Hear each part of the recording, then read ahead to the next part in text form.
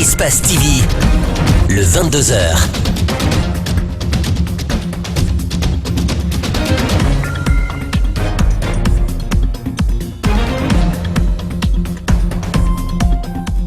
Bonsoir téléspectateurs d'Espace TV, vous faites bien de nous choisir pour vous informer. Bienvenue dans ce 22h dont voici le sommaire. Le syndicat libre des enseignants et chercheurs de Guinée a mis à exécution ce lundi sa menace de bouder les salles de classe. Il appelle à une grève générale pour dénoncer ce qu'il qualifie de manque de volonté de la part du gouvernement qui refuserait de respecter un des points de leur revendication, celui relatif au point d'indice 1030. Le corps du jeune disparu dans le lac de Sonfonia a été retrouvé. Moriba Camara avait miraculeusement disparu sans laisser de traces alors qu'il était venu se faire baptiser. Nos équipes étaient sur les lieux ce matin. Des rescapés ou des proches de victimes de l'attentat du Bataclan ont assisté ce lundi 13 novembre à l'hommage rendu devant la salle de spectacle, c'est à Paris. On revient là-dessus, ce sera dans cette édition. Bienvenue à tous.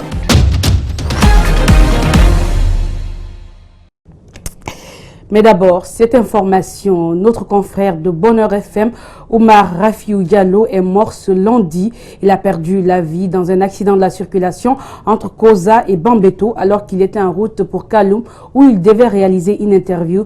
Il était le chef des reporters de la radio mais aussi animateur principal de l'émission Bonheur Forum qui passait tous les dimanches sur Bonheur FM, paix à l'âme de notre confrère. Autre information, Moussa Moïse Silla, le directeur général d'Espace TV, est convoqué ce mardi 14 novembre au PM3 de Matam. Il est invité à se rendre à la direction des investigations judiciaires. Le motif de la convocation n'est pas encore connu, mais nous apprenons que c'est l'agent judiciaire de l'État qui a porté plainte contre le co-animateur de l'émission Les Grandes Gueules. Cette convocation intervient après une semaine de suspension de la radio Espace FM avec tous ses relais. Justement, jamais la presse privée guinéenne n'a été aussi inquiétée. Selon plusieurs observateurs, c'est visiblement la haute autorité de la communication qui sanctionne les médias et a l'intention de museler la presse en Guinée. Derrière cette tentative, des membres du gouvernement tapis dans l'ombre, le ministre de l'enseignement technique est accusé par certains d'être le chef de ce réseau qualifié de milice médiatique au service du pouvoir. Albert Damantan Camara se défend dans ce reportage de Malik Senghana Camara et d'Abou Korea Kourouma. L'acharnement contre la presse guinéenne, les victimes cherchent à démasquer les mains noires. Pour les indiscrétions, le ministre de l'enseignement technique, porte-parole du gouvernement, serait le numéro 1 de cette milice créée pour faire taire les hommes des médias. Damantan Albert donne des explications. Il y a des communicants de la mouvance présidentielle qui défendent par conviction la position du gouvernement et qui ont besoin d'informations que je leur donne. Ce sont des informations argumentées pour contrecarrer des fois des attaques dont le gouvernement est victime. Je ne vois pas comment on peut me reprocher ça. Alors, la presse aurait le droit d'attaquer le gouvernement et le gouvernement n'aurait pas le droit de se défendre. Je pense que là, il y a un problème sur qui veut limiter la liberté d'expression. Actuellement considéré par bon nombre de personnes comme détracteur de la presse, le porte-parole du gouvernement n'est pas content de ce jugement. On me prête beaucoup de pouvoir. Et malheureusement, c'est un pouvoir que je n'ai pas. Et c'est dommage. Je crois que beaucoup de personnes sont en train de gaspiller beaucoup de munitions sur la mauvaise cible. Et quand c'est comme ça, vous faites une injustice et vous ne résolvez pas le problème. Damantan Albert rappelle que son rapport avec le groupe Adafo Média n'a rien de particulier sinon qu'une relation professionnelle lorsque nous avons voulu avoir son avis sur la sanction subie par ces médias. Je vous le disais en titre, le syndicat libre des enseignants et chercheurs de Guinée s'exécute. La structure syndicale est partie en grève ce lundi, une grève illimitée sur toute l'étendue du territoire national. Pour cette première journée, le mot d'ordre n'est pas respecté partout, mais le chargé de communication parle de réussite. Il appelle tous les enseignants à ne pas céder tant que leurs salaires ne sont pas révalorisés. Djibrilba, Alouba, reportage. Le syndicat libre des enseignants et chercheurs de Guinée croise le fer avec les autorités en charge de l'éducation. Ils ne sont pas entendus et du coup, ils partent en grève. À la mi-journée, voilà que nous rencontrons le chargé de communication du SLEG. L'air serein, il rassure. Je crois que le mouvement a réussi. Vous-même, vous en êtes témoin. Sillonner les grands établissements, il n'y a pas eu cours. Tous les professeurs sont restés à la maison. Il reproche au ministre de l'Éducation nationale de ne pas négocier. Dans ce contexte, Les enseignants disent être touchés. Pour eux, rien n'explique de revoir à la baisse leur point d'indice salarial. Ce point d'indice augmente déjà le salaire des enseignants. Mais on nous a retiré ça par rapport à la nouvelle grille salariale. Plutôt que les salaires n'augmentent, les salaires ont baissé. C'est ce que nous réclamons. On avait ça déjà, c'était un acquis. Le chargé de communication enfonce le clou et fait savoir son mécontentement à la non-application des textes qui favorisent l'enseignant guinéen. Cela est indispensable, a-t-il martelé. En connivence avec l'article 100 du statut particulier de l'enseignant, qui stipule ceci, que les salaires doivent être améliorés en fonction du coût de la vie, en fonction de la cherté de la vie, en fonction du panier de la ménagère. Depuis que ce décret a été signé par le général Lansana Conté, ça n'a pas eu d'effet. La grève est réellement suivie. L'interrogation laisse au pantois l'opinion nationale. Dans les jours qui suivent, elle sera édifiée davantage sur ce mouvement des enseignants. Cette grève à l'appel du syndicat libre des enseignants de Guinée est illégale selon le porte-parole du gouvernement. Déclaration faite ce lundi au cours d'un entretien accordé à nos reporters Altine Barry et Abou Kouria Kourma. Il indique que les revendications sont dénuées de bon sens, mais aussi que le bureau du SLEG ne bénéficierait pas du soutien de la base, mais aussi de certains syndicalistes. Suivez. Beaucoup de surprises et de désappointements parce que les syndicalistes jusqu'à présent nous avaient habitués à beaucoup de discipline dans leur rang, à avoir des démarches structurées, et nous sommes déçus pour eux d'abord qu'il y ait une frange dissidente qui ne l'assume pas comme telle et qui viennent remettre en cause les acquis que leurs représentants ont obtenus lors du dernier dialogue social entre le patronat, le gouvernement et les centrales syndicales. Qu'à cela ne tienne, nous avons noté avec beaucoup de satisfaction la reprise en main par leur syndicat de tutelle qui a fait une déclaration pour contester ce mouvement de grève et pour réaffirmer leur volonté de respecter l'accord que nous avons signé. Donc tout ce qui se ferait en dehors de ça serait tout simplement illégal. Le porte-parole du gouvernement qui s'est également prononcé sur les événements de Sangaredi, il dit déplorer les violences de ce côté et pointe du doigt l'immaturité des populations et évoque une manipulation politique. Par ailleurs, il assure que toutes les dispositions sont en train d'être prises pour ramener le calme dans la cité. Altine Barry, Abou Kouria Kourma l'ont rencontré. Depuis jeudi, la région de Boké a renoué avec les violences. Les populations réclament l'eau et l'électricité. Le dernier bilan relayé par nos envoyés spéciaux à Sangaredi fait état de 4 blessés par balle, plusieurs boutiques vandalisées, la police et la gendarmerie mises à sac. Le porte-parole du gouvernement dit être indigné suite à ces événements. Dommage encore une fois que des revendications prétendument sociales se transforment en violence qui n'apporte rien. Et là encore, l'État va être obligé d'apporter une réponse.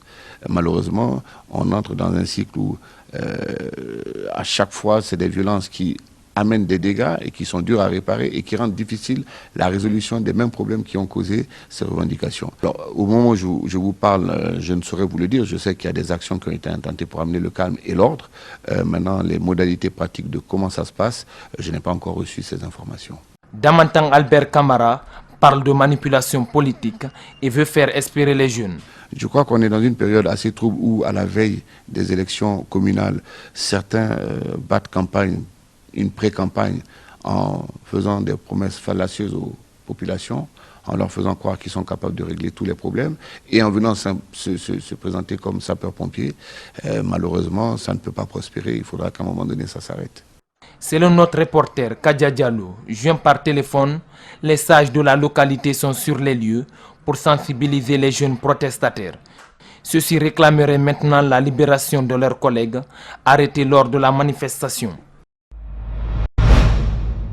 Après la clôture de l'instruction judiciaire sur le dossier des massacres du 28 septembre 2009, les organisations de défense des droits de l'homme se font voix et sollicitent un procès équitable. L'Institution nationale indépendante des droits de l'homme, par exemple, demande à ce que les victimes soient rétablies dans leurs droits. Pour plus d'explications, on suit ce reportage de Macky Sow et d'Ibrahima Souri Kamara. Le 6 novembre dernier, les 3 juges d'instruction en charge de l'enquête sur les massacres du 28 septembre 2009 au stade de Conakry ont notifié aux différentes parties la fin de l'information judiciaire. Une procédure qui ouvre désormais la voie à un procès. Du côté des organisations de défense des droits de l'homme, l'appel à une justice équitable est pressant.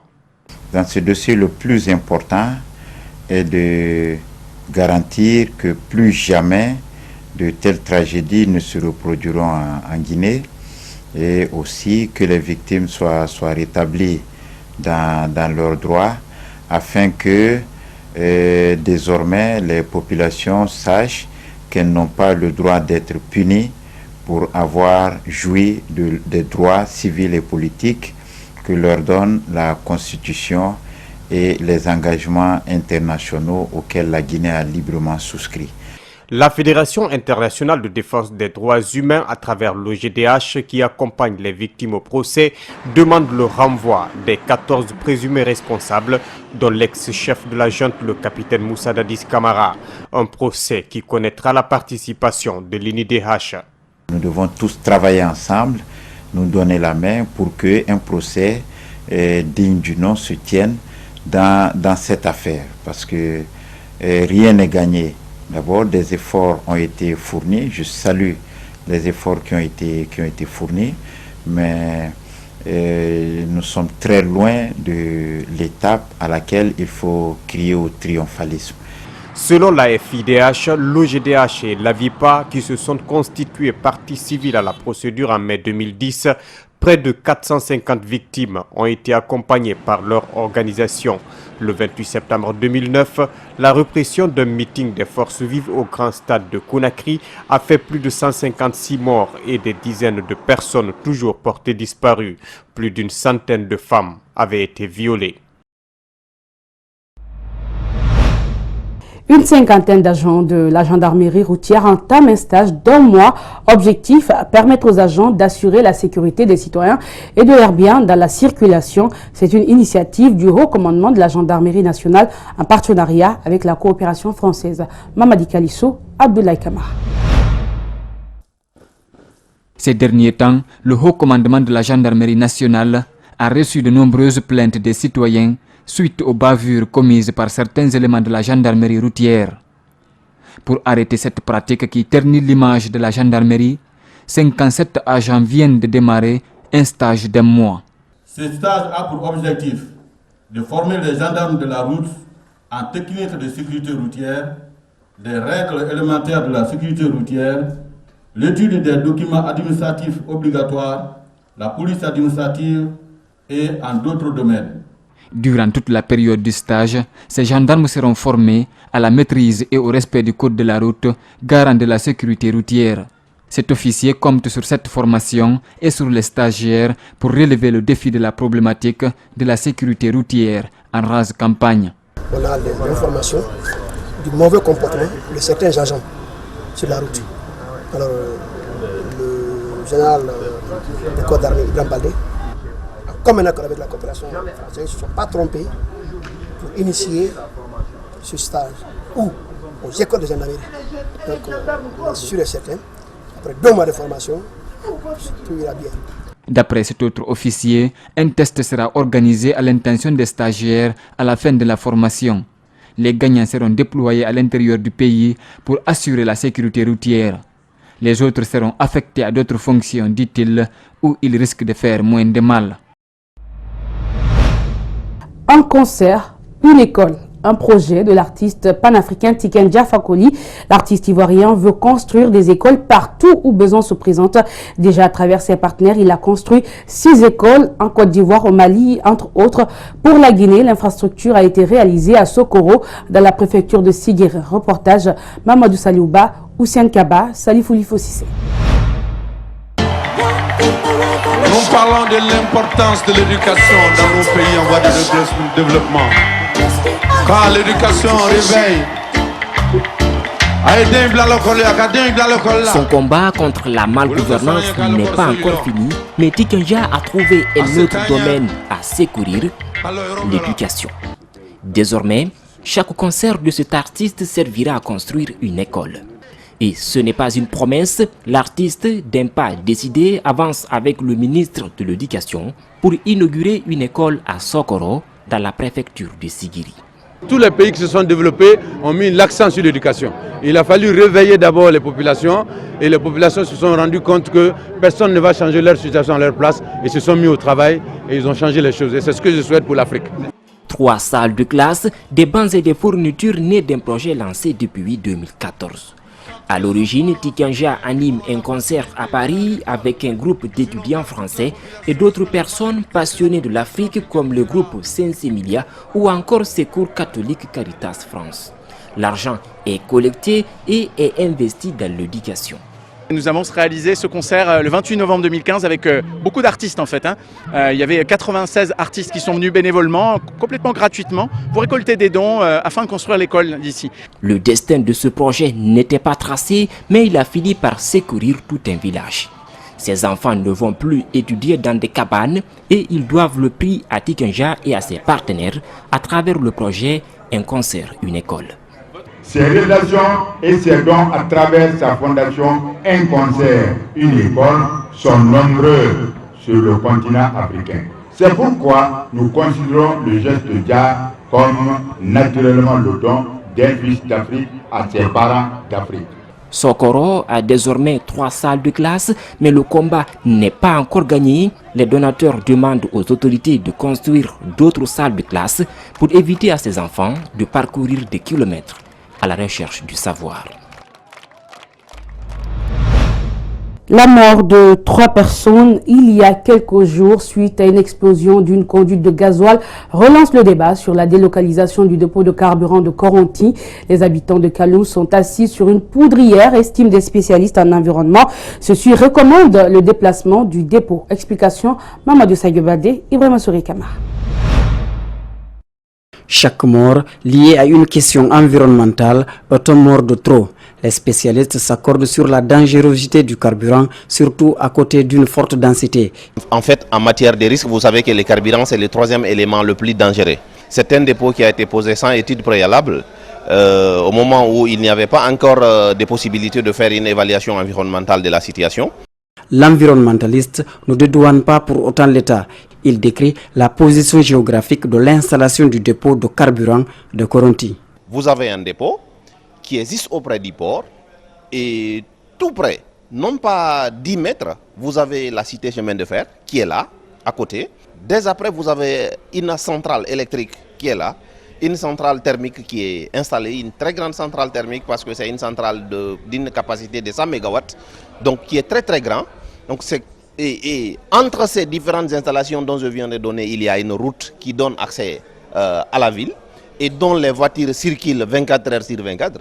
Le plus ignorant de la cité sait pertinemment que les citoyens sont assis sur une poudrière. Et ce qu'on ne sait pas, c'est quand est-ce que ça va péter.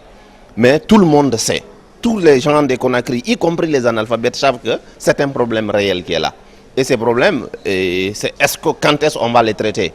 Il y a eu des moments, vous vous rappellerez qu'on a dit qu'on allait déplacer cette zone vers Kagbele, et puis c'est resté lettre morte. L'État est suffisamment riche pour délocaliser cette installation dangereuse, estime Ibrahima Diallo. Rappelez-vous bien que nous sommes en train de parler de la zone où tous les carburants de la République de Guinée rentrent. Donc en termes économiques, c'est quelque chose d'une importance non pas seulement économique, mais très stratégique. Alors en tant que tel, il n'y a rien de plus fiable que l'État puisse vraiment avoir des installations adéquates par rapport à ça et à un lieu vraiment qui est indiqué et ce qui ne manque pas en tant que tel. Sa disparition a suscité assez de réactions, un fait insolite pour beaucoup. Moriba Camara, venu se faire baptiser, est miraculeusement porté disparu. Depuis, les recherches sont menées pour le retrouver, mais c'est ce lundi matin que son corps a finalement été retrouvé. Idrissa Bari et Amara Alexila pour le constat. C'est après plusieurs heures de recherche que le corps de Moriba Camara a été finalement retrouvé ce lundi dans les eaux du lac de Sonfonia.